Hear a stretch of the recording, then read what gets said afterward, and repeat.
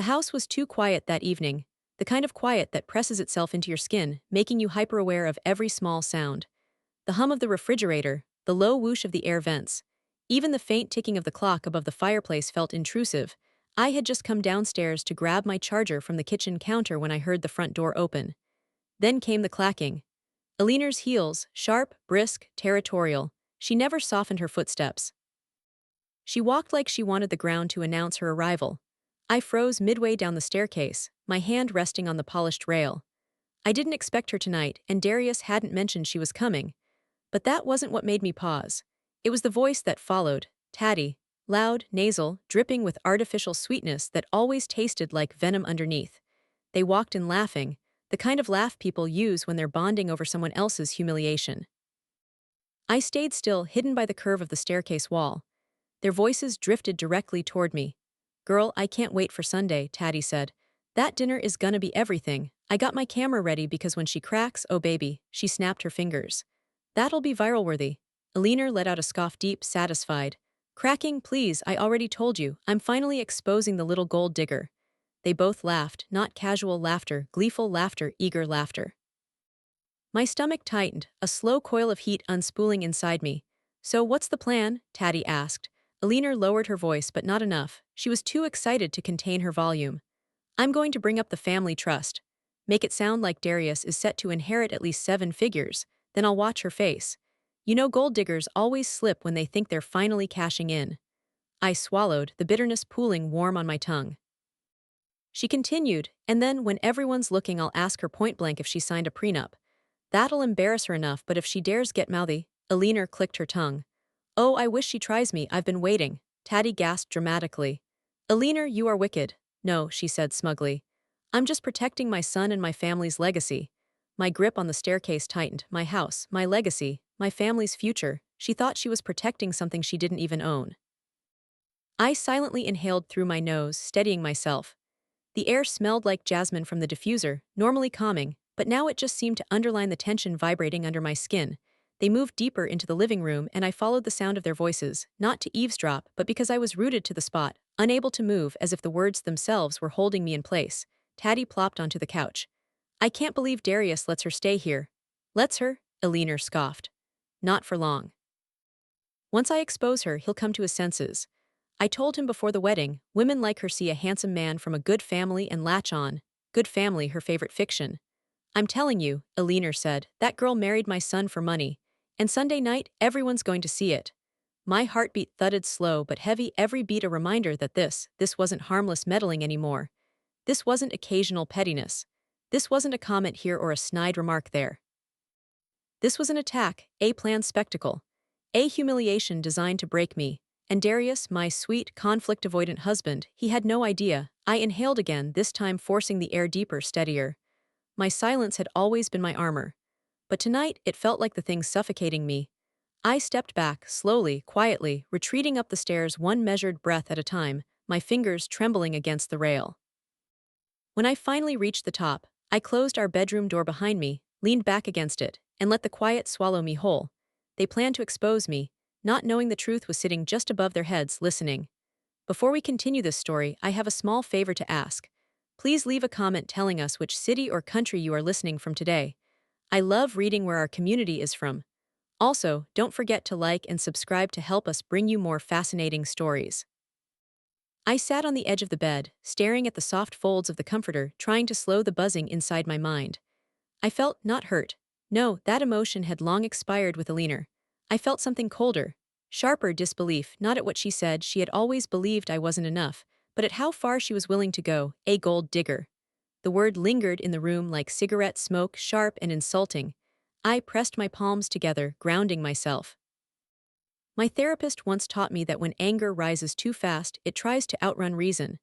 And when it does, I lose the thoughtful part of myself, the part that chooses silence not out of fear but out of strategy. I needed my strategy now more than ever. The door opened and clicked softly behind Darius. He stepped inside, loosening his tie. "Hey babe," he said. "You okay? You look off." I blinked at him, studying the man I loved. Warm eyes, gentle voice. Tender shoulders he never realized carried the weight of 2 women's expectations. Mine, compassion. His mother's control. He didn't deserve what was coming Sunday. He wasn't the enemy, but his inaction it was no longer harmless. I forced my voice calm. Did your mother tell you she was coming by? His brows furrowed. No, was she here? I nodded. With Taddy, he sighed, already exhausted. What did they do this time? There it was, a small, tired question. One that hinted he already knew something was wrong but hoped it wasn't too bad. I looked at him carefully. She's planning something for Sunday, his shoulders tensed. Aziza, what do you mean? Part of me wanted to tell him everything immediately. Another part needed to sit with the words to feel the shape of them before speaking them aloud. My silence made him uneasy. He sat beside me, his knee touching mine. Talk to me. I met his eyes, steady, unblinking. She called me a gold digger, Darius. She told Taddy she's going to expose me at the family dinner. His face drained of color. What? She's going to question the prenup. Pretend your family has money I'm chasing. She wants to humiliate me. He stood abruptly, running his hands over his head. No, no, no, no, she wouldn't. He stopped mid-sentence. Even he didn't believe that. My internal voice whispered, you should have stopped her months ago. But I didn't say that aloud. I never say the thing that cuts deepest. Instead, I said gently, this is beyond you now, Darius. He turned to me, eyes pleading. Aziza, I'll handle it. I shook my head slowly. You can't handle what you don't understand. His shoulders fell. That sentence hurt him, I could see it, but it was honest. I reached out and took his hand. I'm not blaming you, but your mother doesn't see me as a person. She sees me as an obstacle, and obstacles she tries to destroy. He swallowed hard. So what are you going to do? A part of me had been asking myself the same question for too long. Tonight the answer crystallized. I'm going to stop letting her dictate the narrative. His eyes searched mine. How? I exhaled, slow and deliberate, letting the resolve settle in my bones. By reminding her that every single thing she thinks she's protecting doesn't belong to her. It was the calmest threat I had ever spoken, and it wasn't even a threat, it was truth. Darius sat back down. Aziza, please don't escalate this. My heart tightened. He still didn't understand. I wasn't escalating anything, I was ending it. Darius, I said softly, your mother thinks she's about to expose me, but she's the one standing on a cliff she built herself. He lowered his gaze. I never wanted it to get this bad. I know, I whispered, but wanting isn't enough anymore. Silence settled between us, thick, heavy, unavoidable. I looked toward the bedroom door, imagining the echo of Aliner's laugh downstairs earlier. This time, I didn't feel anger. I felt clarity. She wants a spectacle, I said quietly. Then a spectacle she will get. And for the first time since hearing her voice echo through my home, I felt the balance shift, not because I was preparing for battle, but because the moment she planned to expose me she would instead expose herself. Even I wasn't ready for the storm she had summoned. But she was, she just didn't know it yet. I knew the evening would be difficult the moment we pulled into the long circular driveway. The Caldwell estate, Aliner's pride, though the property was leased and drowning quietly in back taxes, glowed with amber lights against the dusk. The windows cast long, sharp reflections across the lawn, like golden eyes watching our arrival with a kind of cold amusement. Darius exhaled beside me, gripping the steering wheel a moment longer than needed. We can leave early, he murmured. Just say the word. I appreciated the offer, but early wouldn't save us. The storm wasn't in the duration, it was in the atmosphere. I'll be fine, I said quietly. My voice was calm, even though a knot had begun twisting deep in my chest. My hand rested on my lap, thumb brushing the soft fabric of my dress, cream satin, simple, elegant. A dress Aliner would call plain, only because she couldn't recognize anything quiet and expensive. When we stepped out of the car, the smell of over-manicured rose bushes and chlorine from the fountain hit me. Lights twinkled overhead from wire-strung lanterns. Aliner added for effect, her version of sophistication. Inside, laughter spilled from the dining room. Not warm laughter, forced, exaggerated, performative. The kind that precedes gossip. I straightened my shoulders as we walked in. Aliner saw me first, her eyes lit up, not with joy, with opportunity. Aziza, darling. She drawled, stretching the word darling like taffy until it lost all meaning. You made it. We weren't sure if you'd be comfortable at a family gathering like this. My jaw tightened, but I kept my smile steady. We wouldn't miss it. Inside, I whispered to myself, focus on your breathing. Calm is your advantage. Taddy, seated beside Aliner, gave me a slow look up and down. Oh girl, she said loudly, your outfit is cute. It's giving like simple chic, very affordable. A few cousins snickered. I felt their eyes flick over my dress, none of them able to recognize the craftsmanship or the designer. I didn't respond. Silence is a mirror, people reveal themselves trying to fill it. We took our seats. Darius held my hand under the table. His thumb traced circles on my palm, little circles that said I'm here. Even though he wasn't entirely sure how to protect me, Alina clinked her glass with a spoon. Everyone, she said dramatically, let's welcome Aziza. She's still settling into the family, so be patient with her. She comes from a different background. My eyebrow twitched. A single-minute movement, not unnoticed by her. She thrived on the twitch Aunt Belinda fanned herself. Different how? She asked, pretending curiosity she'd clearly been fed beforehand. Alina smirked. Oh, simpler roots, modest upbringing, nothing wrong with being lower middle class. Lower middle class, the audacity would have been funny if it weren't so targeted. I folded my napkin over my lap. The linen felt scratchy, stiff, starched into discomfort. The first course arrived, tiny salad plates with overdressed greens. Alina waited until the server walked away before continuing her performance. So Aziza, she said loudly, how are you adjusting to our family's standards?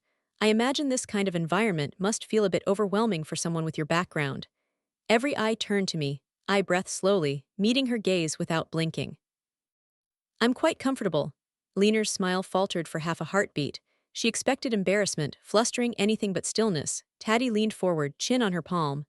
But girl, you never talk about your family, like ever. Why is that? Are you hiding something? She giggled, my inner voice whispered, if only you knew. Darius cleared his throat. Taddy, that's inappropriate, she waved him off. I'm just asking, we're all family here. I kept my voice level. They're private people, that's all. The conversation seemed ready to ease into another topic, but Alina wasn't here for typical dinner chatter. She was here for theater. She rested her elbows on the table, something she'd scolded me for during our first brunch, and said, speaking of privacy, I think it's time we talked openly about finances.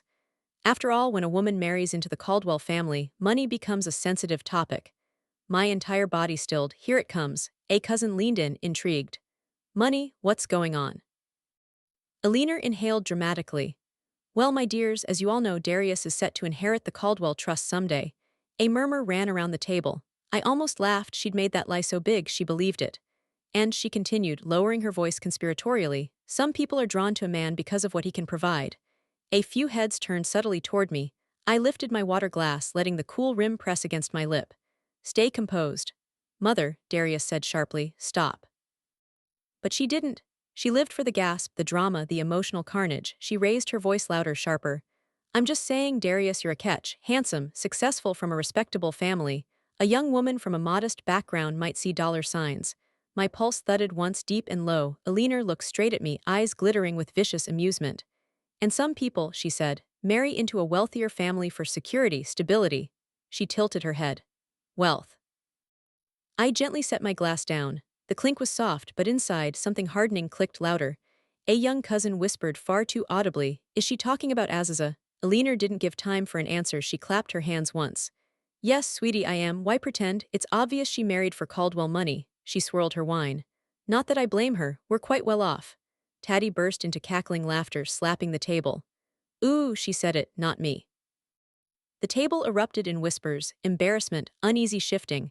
Then quiet, every eye on me, waiting for the crack, waiting for the scene. I looked at Alina slowly, deliberately.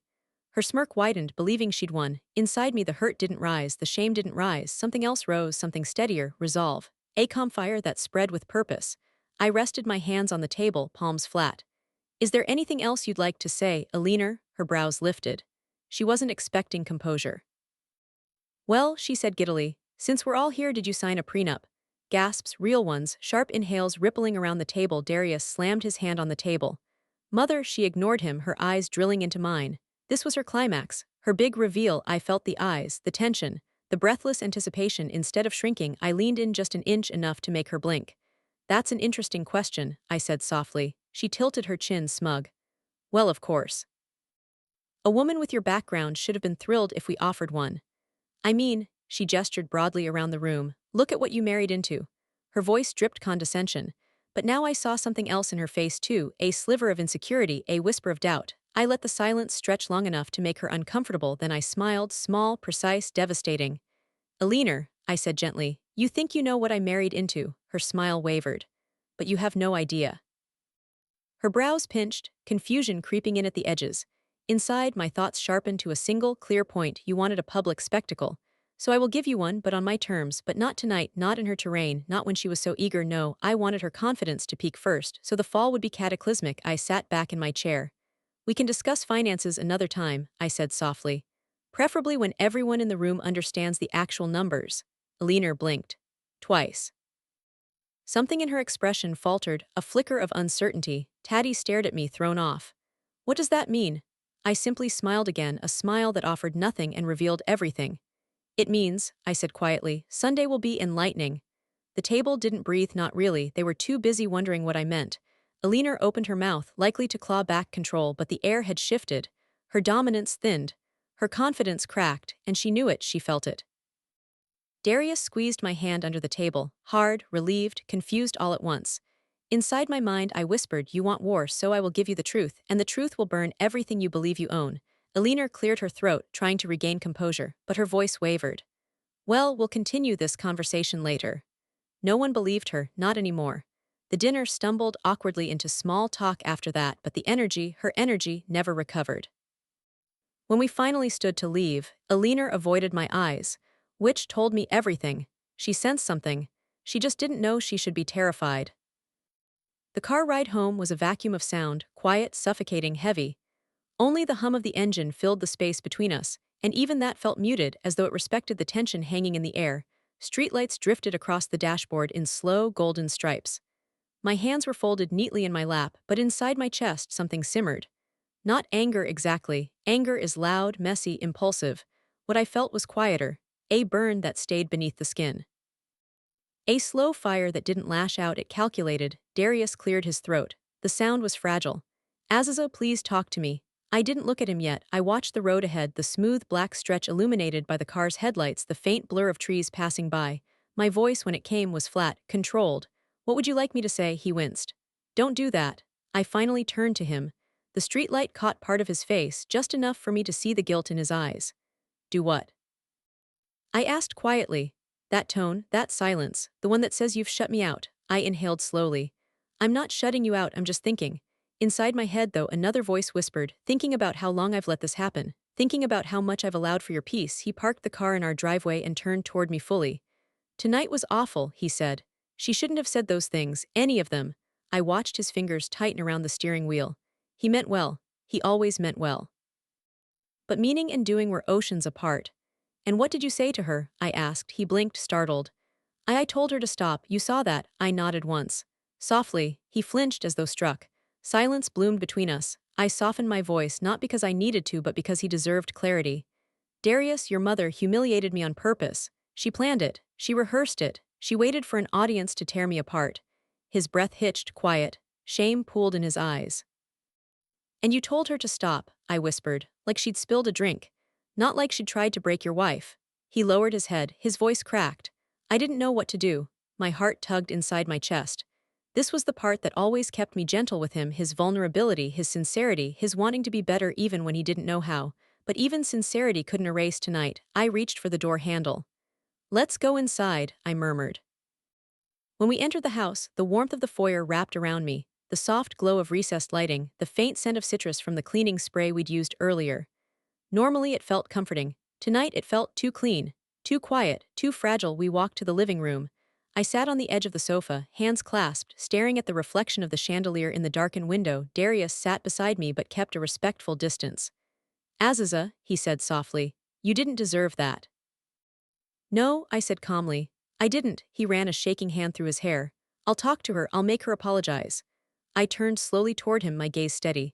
Darius, she doesn't respect me. An apology means nothing if the foundation is rot. He swallowed hard. So what do you want me to do? Take a stand, I thought. A real one, not a polite request, not a gentle nudge. But I didn't say that yet. Instead, I said, I want you to understand why I hide things. Why I hide me. He exhaled shakily. Then tell me. I closed my eyes, letting the memories pull me backward, not painfully, but with weight. I was 16 when I wrote my first line of code worth anything. The old computer in our apartment barely ran, the fan loud enough to compete with the neighbors shouting. My mother sat at the kitchen table counting tips from her double shift at the diner. My father, when he hadn't disappeared for days, lay on the couch pretending to look for work. I remembered the smell of burnt plantains because my mother always forgot them on the stove when she was exhausted. I remembered the thin walls, the leaky windows, the cold that slipped into the apartment every winter. I also remembered the moment I realized code could change my life. I built my first app at 19, a clunky productivity tool that caught the attention of a small blog. By 23, after dropping out of a college I couldn't afford to finish, I was contracting software for businesses twice my age.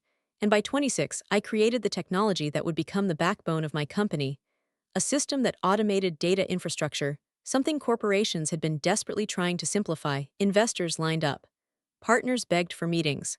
And money arrived quietly but overwhelmingly. I didn't flaunt it. I didn't celebrate loudly. I didn't shout from rooftops, because I remembered where I came from, because I knew how predators behaved when they smelled wealth, because I'd watched people change the moment they learned someone else had something they wanted, and because poverty teaches you something wealth never can. Safety is in silence. I opened my eyes. Darius was watching me with soft, sad eyes. "You built all that alone," he whispered. "You've been carrying that alone." I nodded slightly. I learned early that showing wealth invites the wrong people. People who want to take advantage. People who twist themselves around you like vines. He whispered, like my mother. My heart clenched. He said it, not me. I looked at him. "When we got serious, I told you the truth. I didn't hide anything from you." "I know," he said quickly. "I've never doubted that. But your family," I inhaled slowly. "If they knew the scale of what I own, the assets, the properties, the company valuation," my voice steadied, gentle but firm, "they would have consumed me whole. Not just for money, for access, for status." Darius dropped his gaze, shame rolling through his posture. "I should have protected you." "You tried," I said softly. "But your mother, she doesn't see me, not as a woman, not as a human being, only as a threat." He looked up, eyes shining. "I'll fix this, I swear." I studied him, every tremor in his voice, every wrinkle in his brow. How he hesitated. "I'll talk to her, really talk to her." Inside, a sigh built in my chest, soft, sad, resigned. A conversation wouldn't fix Alina. A confrontation wouldn't change her. She didn't dislike me because of who I was. She disliked me because of who she believed I was, and because she needed to feel superior to someone, anyone. "Darius," I said quietly, "your mother doesn't care about facts. She only cares about control." He shook his head. I just wish she could see you the way I do." I sighed internally. "If she saw me the way you do, she'd still find a way to hate me. People like her don't chain. They mask, they wait, they pounce instead." I said, "I don't need her approval." "What do you need?" he asked desperately. I looked at him, really looked at him. "I need you to stop standing in the middle," I said softly. "Stop being the buffer, stop cushioning the blow, choose your boundary." He stared at me, his breathing uneven. "And if I choose you, things will explode." I nodded once. "Yes, and if I do?" His voice crumpled. I said nothing. I didn't need to, he understood. The silence sat between us like a third presence, heavy, unforgiving, true. Finally, he whispered, "I'll talk to her tomorrow." My internal voice murmured, too softly, too gently, too late, but out loud I said nothing at all. After a long moment, Darius pulled me into his chest.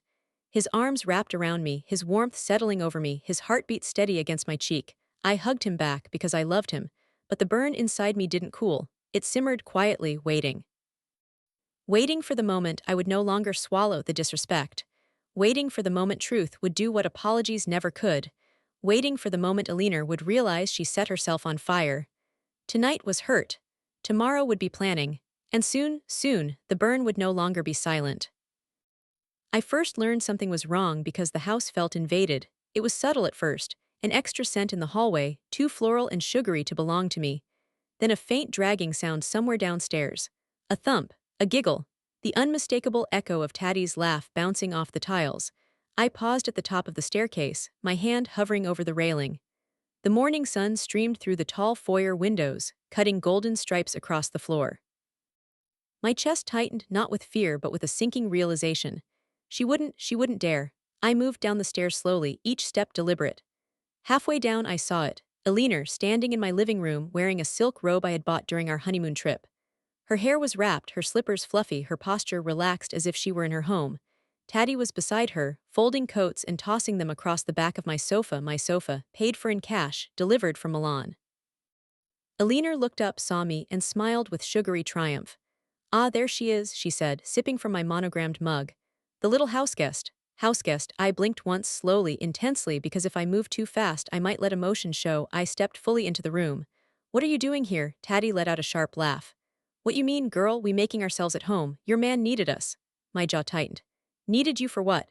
Alina sighed dramatically, like a martyr preparing her speech. "Well, since last night's incident I've been thinking. Clearly our home environment isn't stable." She placed an exaggerated hand on her chest. "So I've decided to move in."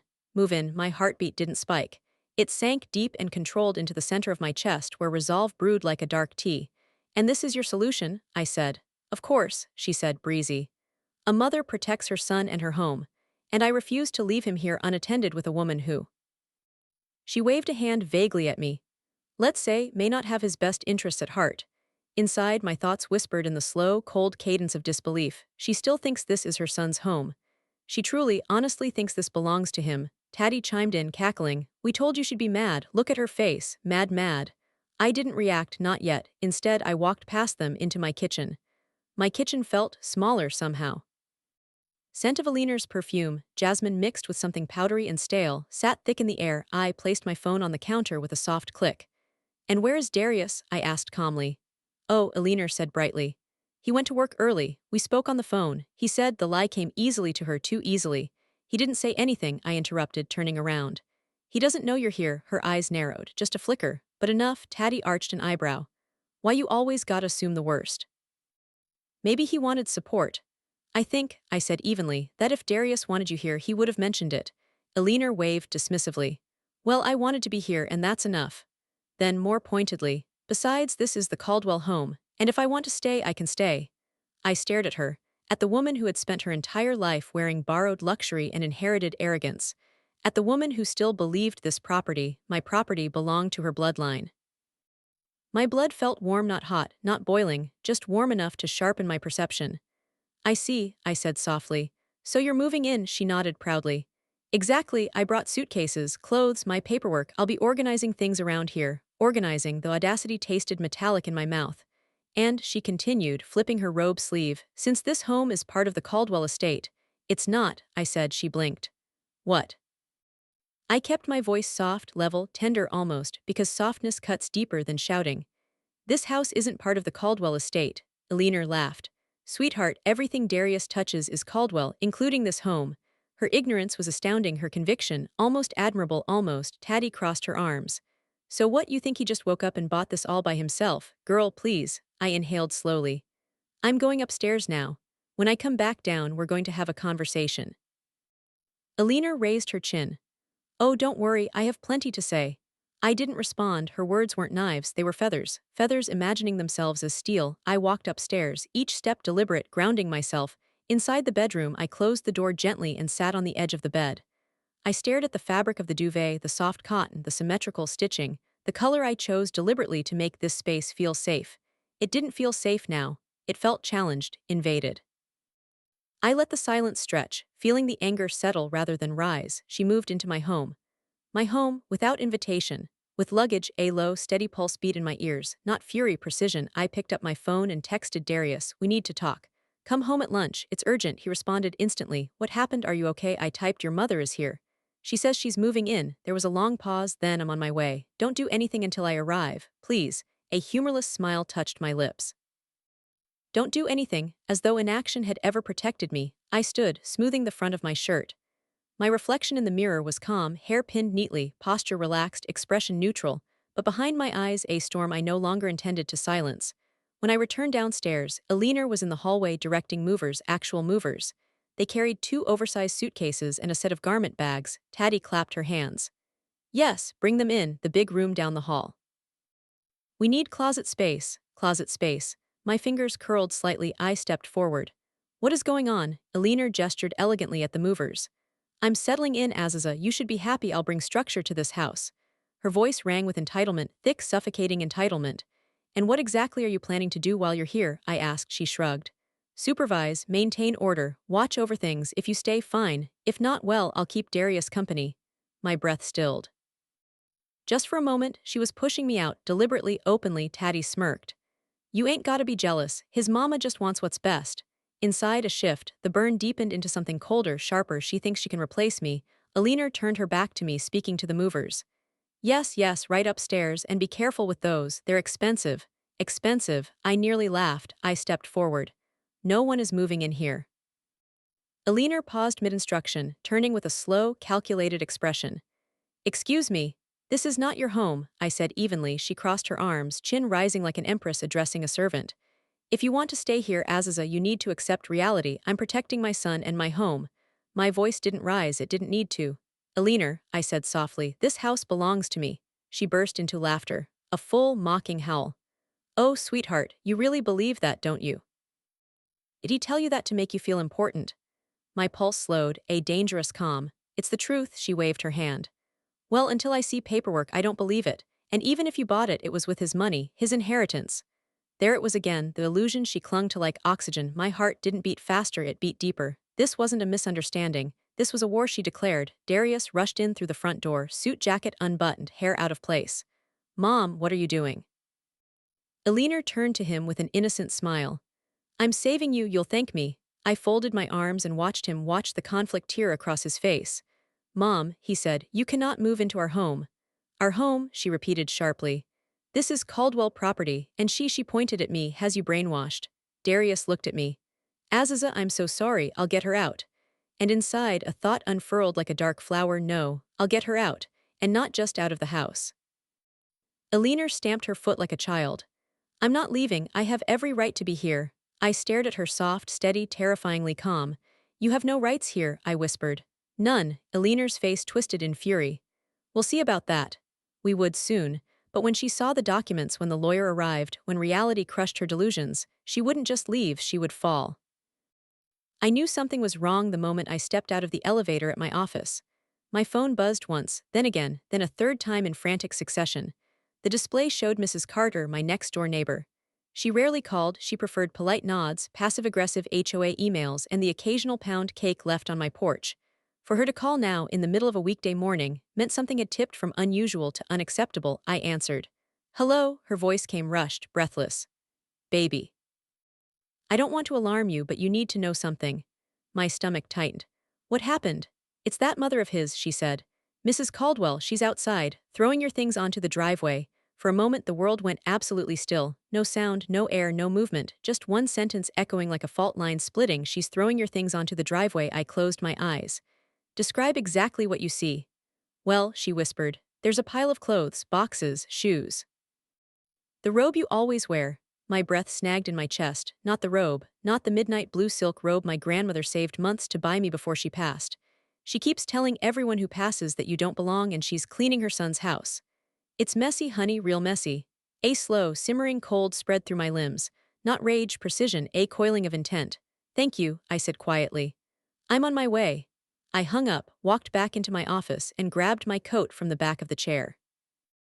My assistant glanced up. Everything okay, Ms. Johnson? I didn't answer immediately.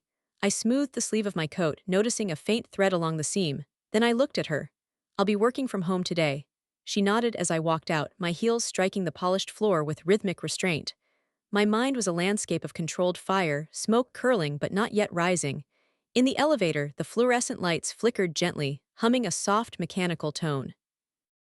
I pressed my back to the wall, inhaled deeply, and let my pulse settle. She's touching my things, she's putting her hands on my life. That was the line she wasn't meant to cross, the line she bulldozed over with entitlement and arrogance. The drive home took 17 minutes. I counted every one. When I turned into the neighborhood, I saw the spectacle from half a block away. My belongings, my scarves, my shoes, my books, were strewn across the driveway like discarded trash. Taddy stood nearby filming on her phone, adding commentary with theatrical disgust.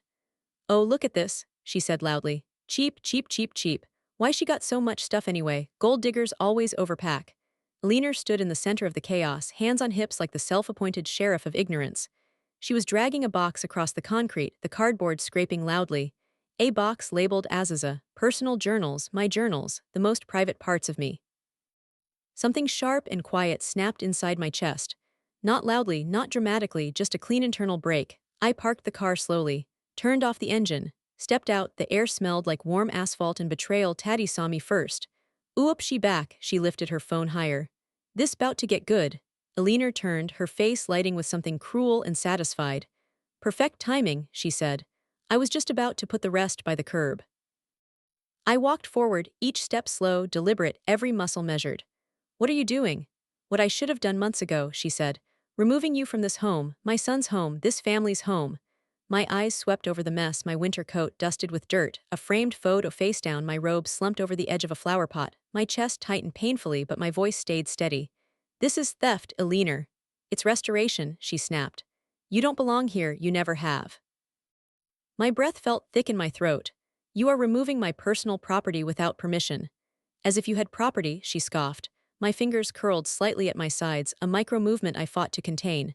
You need to put everything back inside, I said. Now, Taddy barked a laugh. Girl, you don't make rules here, Elena smirked.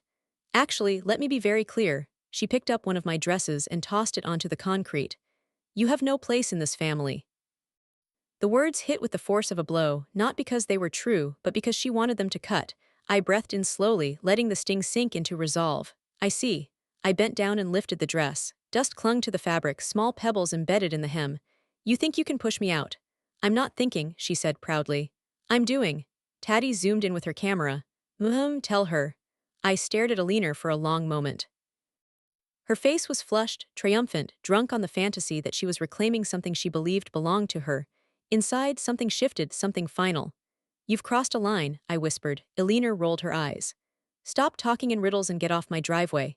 There it was again, her delusion, her absolute certainty that she had power here. My phone buzzed in my pocket. I stepped away from them, lifted the phone, and saw a message from Darius 5 minutes away. Don't react yet. I'm begging you. I looked at the chaos, at the humiliation scattered across the ground, at Elena lifting another box. Don't react yet, I exhaled slowly. Fine, I whispered under my breath, but I was already reacting, just not in a way she could see. When I stepped back toward her, Elena smirked like she had won something. Don't worry, she said, lifting a hand dismissively. When I'm done, I'll get the locks changed. My pulse paused, a frozen beat, then resumed with terrible calm. Changing the locks of a home you don't own, I asked. Oh, I will own it, she said confidently. Everything here belongs to the Caldwell legacy, and once you're gone, Darius will understand that again. Taddy nudged her. Yeah, gotta protect the family money. My lips curled very slightly, not in amusement, but in disbelief. They kept clinging to the same fantasy. I crouched down slowly, lifting another item, my photo album. I brushed gently at the edges, my fingers trembling ever so slightly. I whispered to myself, do not give her the satisfaction of rage. When I stood again, Darius's car sped around the corner, tires crunching harshly against the asphalt. He leapt out before the car fully stopped. Mom, what the hell are you doing? Elena flinched at his tone. Taddy lowered her phone. I'm saving you, Elena cried. Saving this home, saving our family name. This is Aziza's property, Darius shouted. You can't touch any of this, you can't touch her. Elena recoiled as if slapped. You're defending her over your own mother. He ran to me first, cupping my arms, eyes frantic. Are you okay? Inside, I felt a strange mixture, hurt, relief, and the cold burn of clarity. I'm fine, I said softly. But the words tasted like ash because I wasn't fine, not even close. Elena's voice rose again. I won't allow that woman to ruin you. I'll remove her myself if I have to. Her words were the last domino. Darius turned slowly toward her. Mom. If you don't stop, Aziza has every right to. No, I said suddenly. Both of them looked at me. I lifted my chin, the sunlight catching in my eyes. She's already done enough. Elena smirked, thinking she'd won, but deep inside me the decision had crystallized. Not out of anger, not out of spite, out of justice. She had crossed the line. And now I would finish what she started, with precision she could never imagine. I didn't cry, not when I picked up my dust-covered robe from the driveway, not when I swept shattered frames into a box, not when Elena stood on the porch screaming that she wouldn't be intimidated by some little girl with an attitude. No, I didn't cry. By the time I walked back into the house, something inside me had shifted into place. Not anger, anger is loud, messy, impulsive. This was something steadier, something with spine, something like strategy. House was strangely quiet when I stepped inside. The air was cool, still, carrying the faint trace of lemon cleaner and the ghost of Elena's too-sweet perfume. I closed the door behind me, locking it gently. My fingers paused on the deadbolt, pressing into the cool metal. This is my home, she touched my things. Now I move. I walked into my office, the click of my heels soft on the hardwood floor.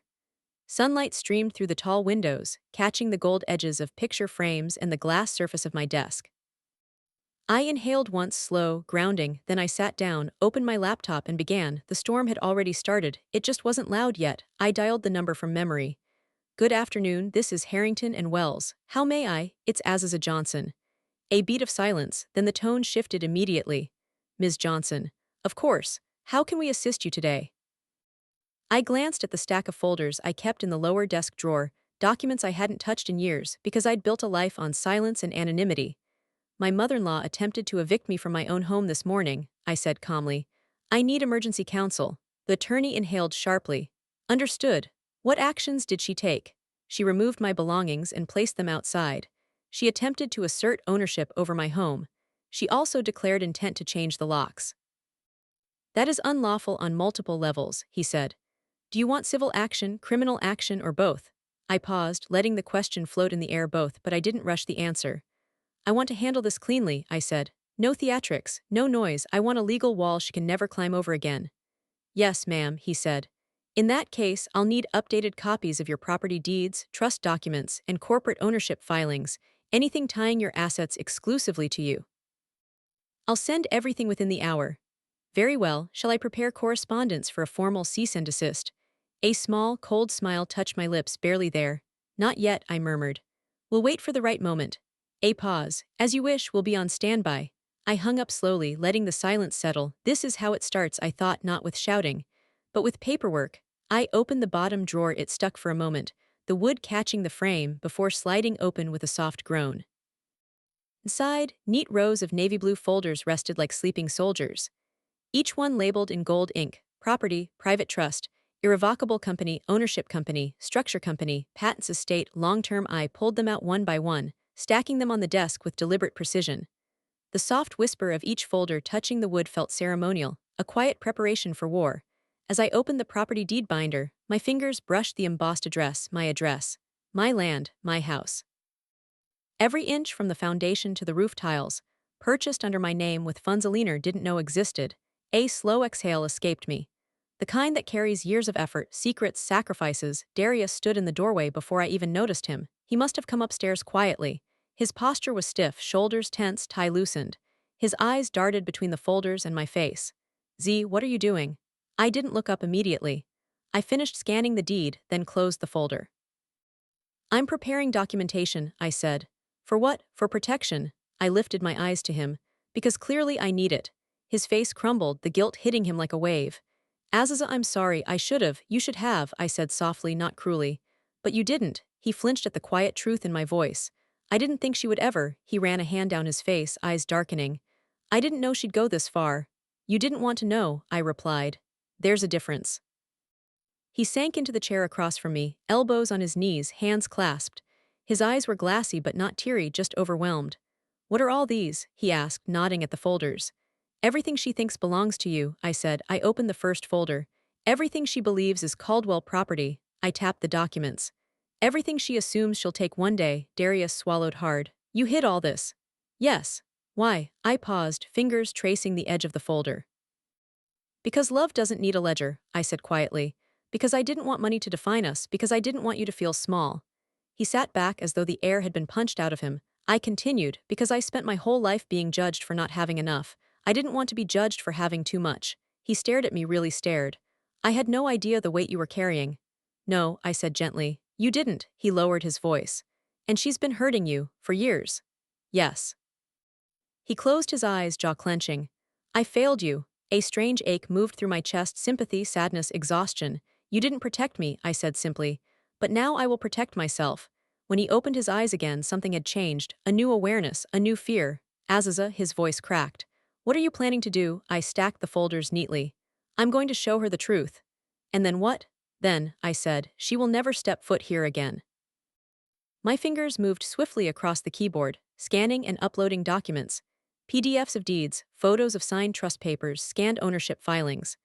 The soft clicking of keys became a rhythmic grounding. With every file attached, the storm inside me sharpened. Property, mine vehicles, mine business, mine the Caldwell empire. A leaner bragged about a myth, a ghost, a shadow next to what I built in silence. I sent the files to my legal team. Subject: requested documentation. Body: please proceed. Phase 1 authorization confirmed.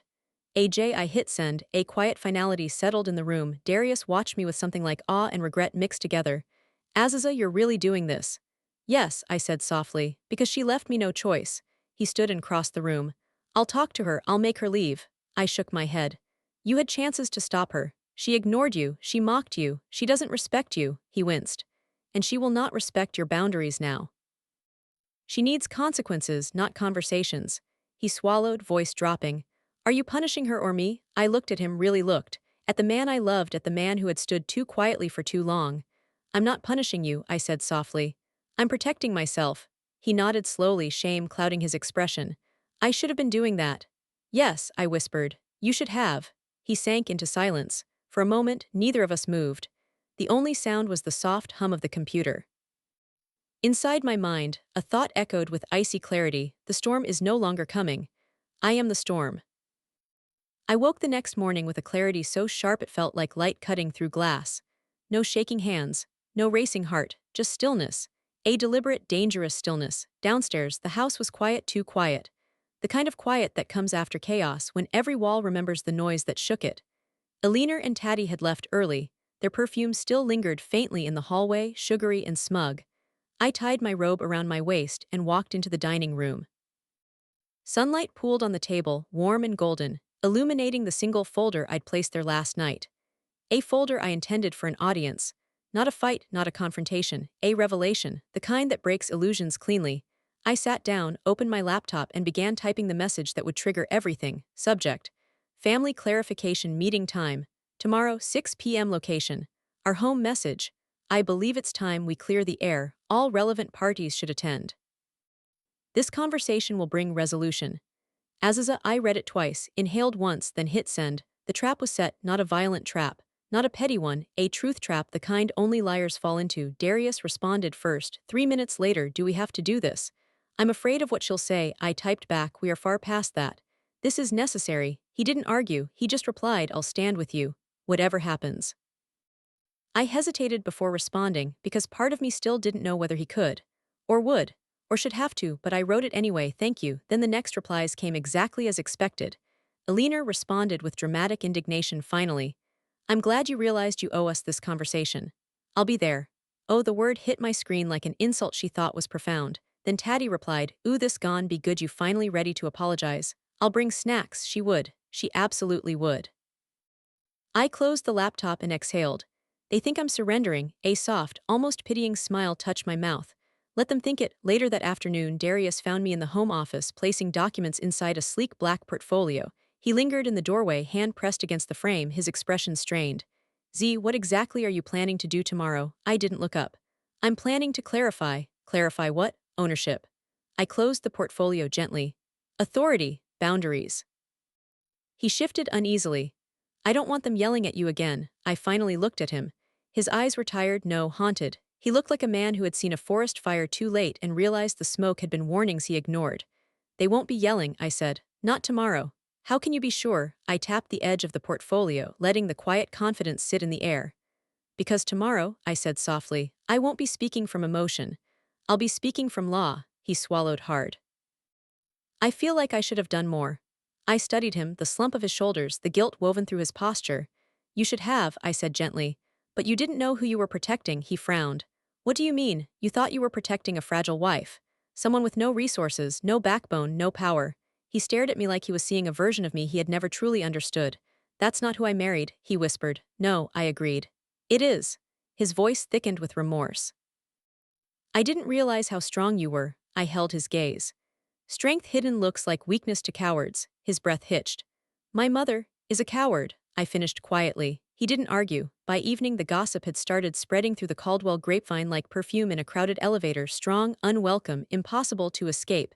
Darius's cousin Lena texted me, girl, I heard Alina said you about to get humbled tomorrow. What happened? I didn't respond. Then another message came from a distant aunt, we all praying that meeting goes well. Your mill said you realized you were wrong. I exhaled slowly, resisting the temptation to laugh. Of course she did. Alina had a gift for spinning delusion into narrative. Another message came from a number I didn't recognize, on Taddy's live. Y'all on there. They saying tomorrow the truth coming out bout who own what. I closed the messages, letting the ridiculousness wash over me. They think the truth is their ally. They had no idea the truth served only one person in this situation, me. The next morning I woke early. I wanted to see the house before anything changed, before the air shifted, before the truth cracked open the facade Alina had built. The quiet was golden, warm, comforting. Sunlight filtered through the curtains, brushing against the furniture with soft amber light. I walked through the kitchen, dragging my fingertips along the marble countertop. Cool, smooth, mine. In the living room, I straightened a vase that Alina had moved, angling it back to its proper position. Nothing in this home is hers, I thought. And tomorrow she'll learn that. I made tea, peppermint, slow brewed, steaming, and carried the cup to my office. As I researched a few last-minute legal points, a strange peace settled in my chest, not satisfaction, not revenge, completion. Around midday, Darius stepped into the office. His tie was crooked, his shirt wrinkled. He looked like he hadn't slept. Aziza. I looked up gently. Yes, I know you're angry at me. I remained silent. Honesty was kinder than avoidance. He continued, I know I didn't protect you, and I know I should have stepped in sooner, but I need you to hear something. I folded my hands. I'm listening, he inhaled shakily. I thought for a long time that peace meant keeping quiet, staying neutral, not choosing sides. I thought that was how I kept the family together. My chest tightened. He continued, voice trembling slightly, but all I did was leave you alone with her. I closed my eyes for a moment. His voice was raw. I failed, but I want you to know something. I opened my eyes. I'm choosing you, he whispered. Fully, clearly, publicly, tomorrow and every day after, even if she screams, even if she disowns me. My throat tightened unexpectedly, a soft warmth blooming under my sternum. I nodded. Then stand beside me tomorrow. I will, he said. I swear it. For the first time in days, the ache in my chest eased, evening settled slowly. The sky turned deep violet, fading to indigo. The air outside grew still and heavy, as if the atmosphere itself sensed what was coming. Inside, the living room was pristine, candles lit, chairs arranged, documents ready, every detail intentional, every detail a warning Alina wouldn't see until it was far too late. I checked the clock, 5:48 p.m., 12 minutes until arrival. I smoothed the front of my blouse, adjusted the collar, and took one last steadying breath. They think I'm walking into judgment. My pulse slowed, evened out, but they're walking into truth. A truth sharp enough to cut, a truth heavy enough to crush, a truth they never imagined belonged to me. The doorbell rang once, impatient, entitled, Alina right on schedule. I walked toward the door, my movements slow, deliberate, grounded. The quiet storm was no longer building, it was ready, and tonight it would break. The doorbell didn't just ring, it stabbed through the house. A sharp, shrill, impatient demand. I adjusted the cuffs of my blouse, inhaling once, letting the breath settle my heartbeat into its calm rhythm. The living room lights were warm, golden, steady, no shadows, no flicker, nothing to hint at the storm about to erupt within these walls. By the time I reached the foyer, the doorbell rang again, two quick, agitated presses. Alina. I opened the door. She stood on the porch in a cloud of perfume, so sharp it felt like a physical shove. Her lipstick was bright, overstated, the shade of someone who wanted to be seen from across a crowded room. Taddy hovered behind her like a badly dressed echo. Alina swept past me without waiting for an invitation, as if the house were hers by birthright. Taddy followed, chomping on gum, eyes flicking over my outfit like she was searching for a flaw. Well, Alina said, tossing her coat onto my couch with theatrical flair, look at you, all dressed up. I'm glad you're taking this seriously. An apology should always be presented properly. My heart didn't twitch, my breath didn't hitch. Spent years mastering the art of appearing unaffected. I'm glad you came, I said softly. Of course I did, she replied, settling into a chair like a queen taking her throne. Someone has to restore dignity to this family. Interesting, I thought. She thinks she brought the dignity with her. Taddy plopped down beside her, crossing her legs loudly. Girl, let's get this started. I want to hear you say it. I folded my hands gently. Say what? That you know your place, Taddy said, grinning. Finally, Alina laughed, a deep, booming sound filled with champagne confidence and plastic superiority. Oh, Aziza, don't pretend you don't know. I've been patient with you, far too patient. Tonight we set things straight. I glanced at the clock, 6:02 p.m.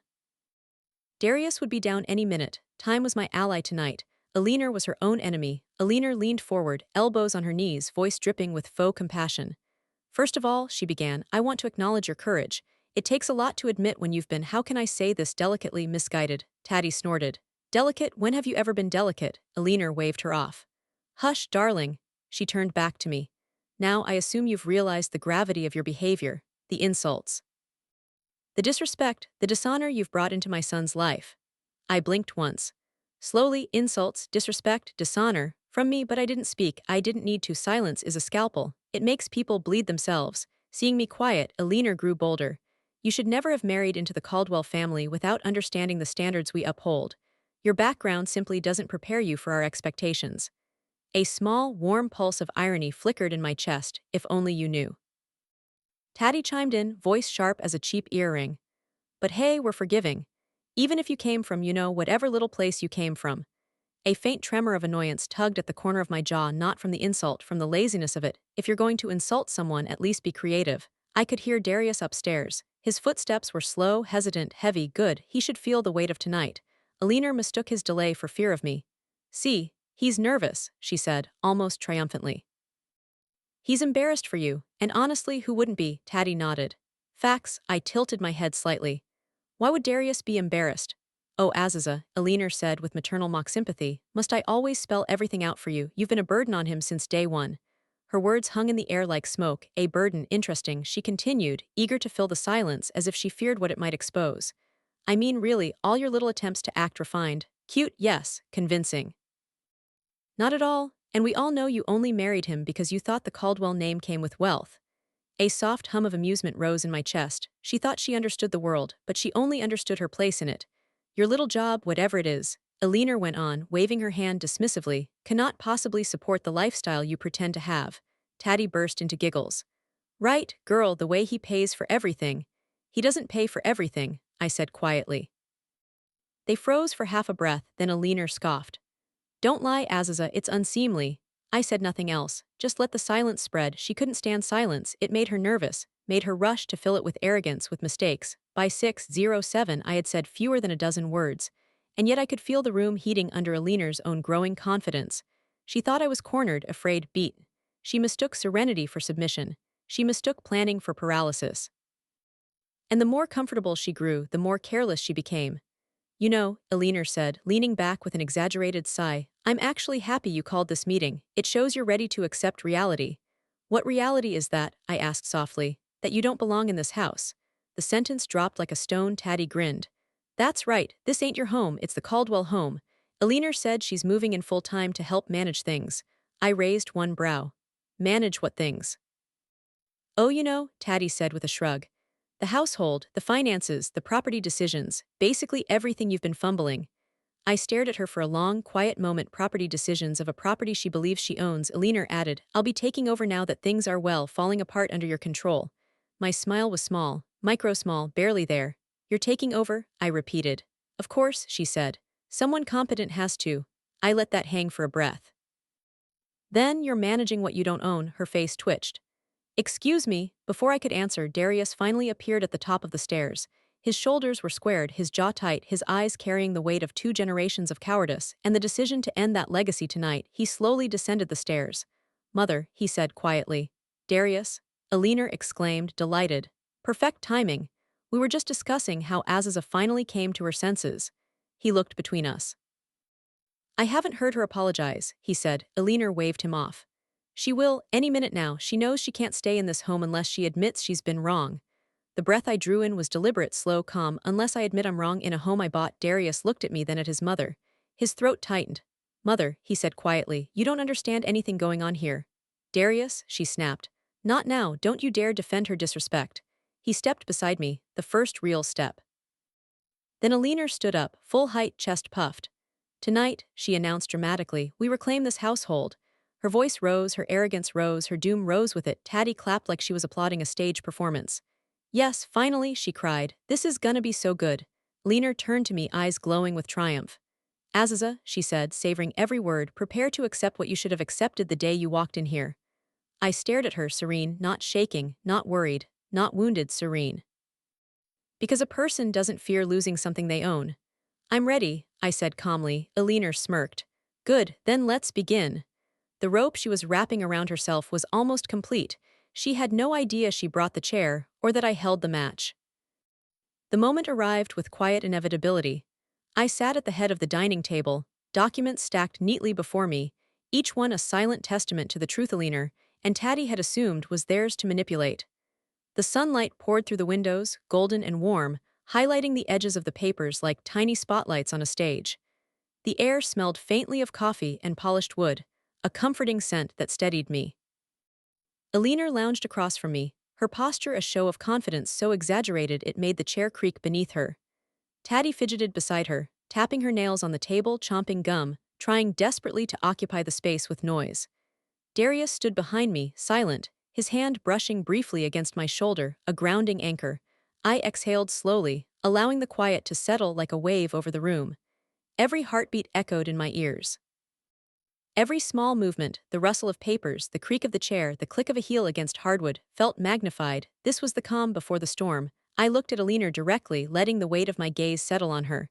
"You've been very confident tonight," I said softly, almost conversationally. "Very sure of yourself. Confident that this home, these cars, even your family finances were yours to control." Her smirk was immediate. "Of course, I am Darius's mother. I raised him. I know what's best for him and for this family." I allowed the silence to hang heavy and deliberate. She loves the sound of her own voice more than she fears the truth. I lifted the first document, a crisp stack of papers bearing the official title, property deed. "This," I said, placing it gently in front of her, "is the deed to this house." Her eyes flicked down, then back up. That can't." "Yes," I interrupted softly. "It's in my name. Every brick, every beam, every square foot." I could see the calculation running through her mind. She thought this was a technicality. She thought she could twist it. You must be joking," Taddy said, voice rising in disbelief. I smiled faintly. "Not joking. You've been living here under the assumption that it was your family's property. But in reality, the house, the land, the mortgage, all covered by me, fully." Alina's jaw tightened. I noticed a flicker in her eyes, a crack in the veneer. She shifted slightly, as if the chair beneath her were suddenly unstable. I lifted the next folder, vehicle titles. "Let's discuss the cars," I said. "Every vehicle in this driveway, every lease and every loan in my name, fully paid for. And before you say it, yes, yes, I've covered the loans you assumed your son could pay." Quietly. Her face paled slightly, lips parting, a gasp held in the back of her throat. Taddy leaned forward, eyes wide. "You what?" Alina whispered, voice trembling slightly now. I spread a few more documents across the table: business ownership, trust funds, bank statements. "Let's make something very clear," I said, letting my words land carefully like stones in water. "Your assumption that I married into wealth is laughable. You assumed Darius was the rich one. You assumed I came here as a gold digger, but in reality, I let a small, deliberate pause hang. I am the one who built the empire you covet." Her lips twitched. She opened her mouth, then closed it again, searching for some reply that wouldn't come. "You see," I continued, softer now, almost conversational, "the truth has a peculiar way of humbling people who think they're untouchable. Every debt you assumed was yours, paid quietly. Every property you thought you could claim, already mine. And as for control of this household," I leaned forward, placing a hand over the final document. "The power is mine. Fully documented, fully legal." Taddy made a choking sound, fumbling in her chair. Alina's hands gripped the table. Her eyes darted around as if searching for a loophole, a trick, a way to twist reality to her favor. There was none. The moment had been slow, deliberate, suffocating. I let it linger, allowing the gravity of the situation to sink into their consciousness. The doorbell rang. Alina flinched. I rose from my seat, smiling faintly, and walked to the door. A tall man in a gray suit stepped in, briefcase in hand, the weight of law radiating from his posture. "Aziza Caldwell?" he asked. "Yes," I said calmly. He opened the briefcase, pulling out a set of documents with the precision of someone trained to deliver finality. "Alina Caldwell," he said, turning to her, voice firm, unwavering, echoing in the room like a gavel. "You are hereby served with an official eviction notice from this property. You are to vacate immediately. Legal representation has been copied, and any attempt to remain without consent will be enforced by law." Time froze. Alina's mouth opened and closed like a fish out of water. She clutched the arm of her chair, knuckles white. Taddy let out a squeal, stumbling back slightly. I watched quietly, the calm center in a hurricane of shocked and indignant energy. This is the moment she didn't anticipate. This is the culmination of every insult, every assumption, every smirk. "You. You can't," Alina began, her voice shaking now. "You already underestimated me," I said softly, almost pityingly. "You assumed that I had no power, no means, no control. That assumption was your undoing." Her lips quivered. She had no words, speechless, I thought, savoring the precise silence that followed. Finally, the lawyer handed me a copy of the eviction notice. I set it on the table in front of Alina. "Read it carefully," I said, voice calm, steady. "Everything is in order. Everything is enforceable. And in case you were wondering, yes, all the debts, all the obligations you thought belonged to your son, I quietly resolved them. You owe nothing, except perhaps the dignity you've lost tonight." Taddy's jaw dropped. She owns everything." I allowed a small, ironic smile. "Everything." Alina slumped into her chair, the last threads of her arrogance unraveling. Her eyes glistened with something between anger and disbelief. She looked at me as though I had transformed into someone entirely foreign. I don't understand," she whispered. You assumed the wrong story, I said, leaning back, letting the papers fan out across the table. You assumed that wealth dictates respect, that money gives entitlement. But in reality, entitlement without understanding is hollow. You've built your pride on sand, and tonight the tide has come in. Darius stepped forward, taking my hand. His eyes reflected relief, awe, and finally understanding. You were always stronger than I realized, he murmured. I nodded softly. Stronger than they thought, yes, and prepared to defend what's mine. The lawyer cleared his throat, reminding everyone of the legal weight in the room. Elinor sat frozen, her voice broken, no longer commanding, no longer intimidating. I could see Taddy sinking into herself, the laughter gone, replaced by the helpless realization that her gossip had contributed to the spectacle she now endured.